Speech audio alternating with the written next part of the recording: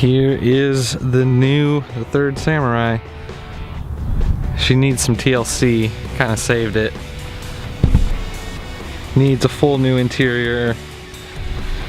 It was left out in the rain. I've been covering it with the tarp, still gets a little wet.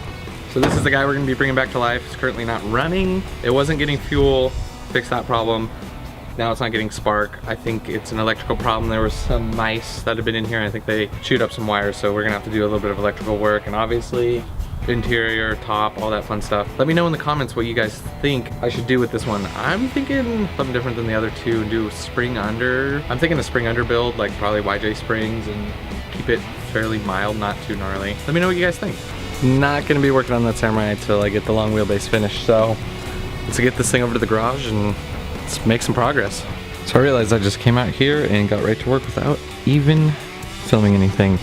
So the other day I added these where the tires sit for support, and I added a gusset on the back side of here.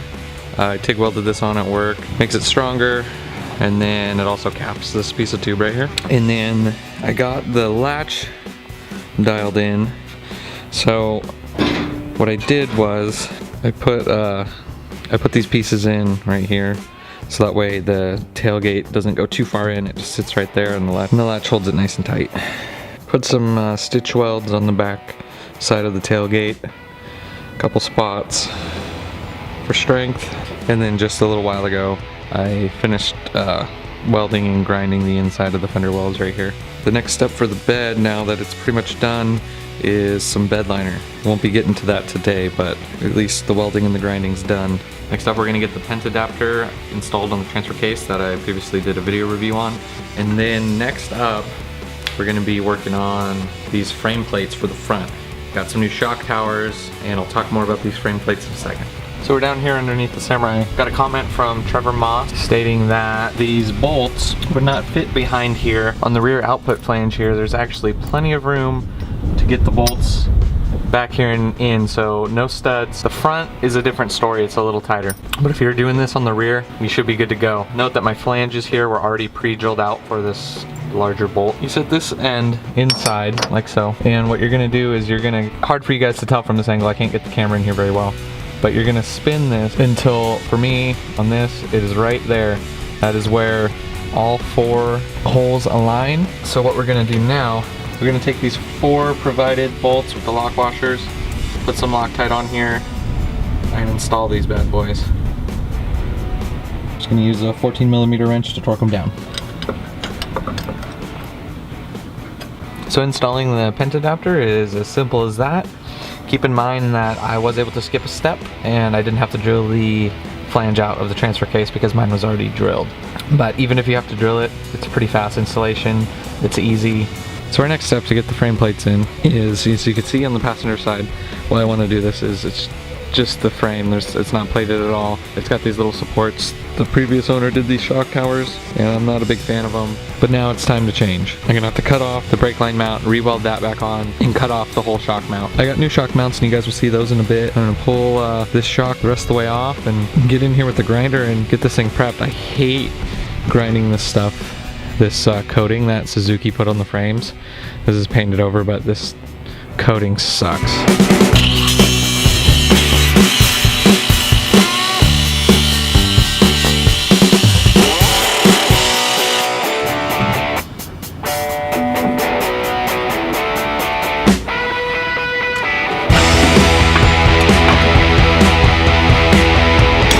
So I got the frame all cleaned up, ready to put the plate on. This thing fits really nicely. It's a perfect fit. Passenger side leaves a spot for the VIN number, which is cool. So let's get this thing tacked up and then see what the shock towers look like.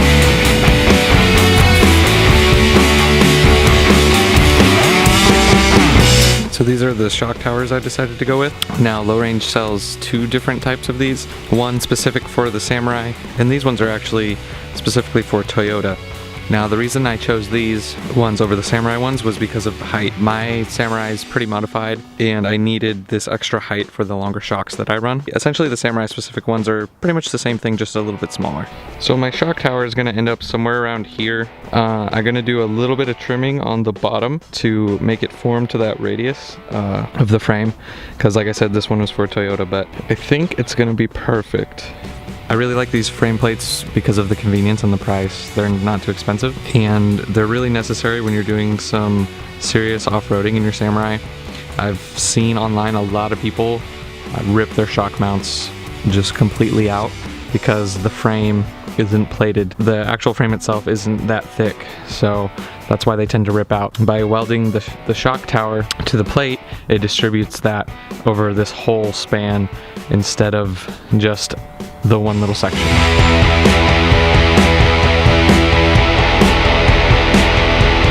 This is the shock tower tacked up. I'm gonna fully weld it and then throw a little spray paint on here to prevent the rust.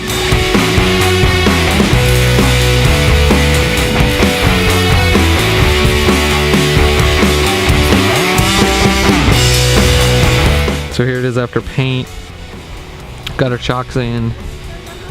Everything's looking good. So the passenger side frame plating and the shock tower are completely done. We got the shock in here. Everything looks good. I really like how the frame plate just fits. It's perfect. And what I like about these shock towers is you get to weld all around this here, and you can even weld on the back. Got the driver's side to do, but that's a job for another day. That's gonna do it for today's video, guys. Don't forget to go down and subscribe to the channel. You can stay updated on the videos and the progress on this thing. And let me know what you guys think. As always, I'll have links to all the products in the description. See you guys next time.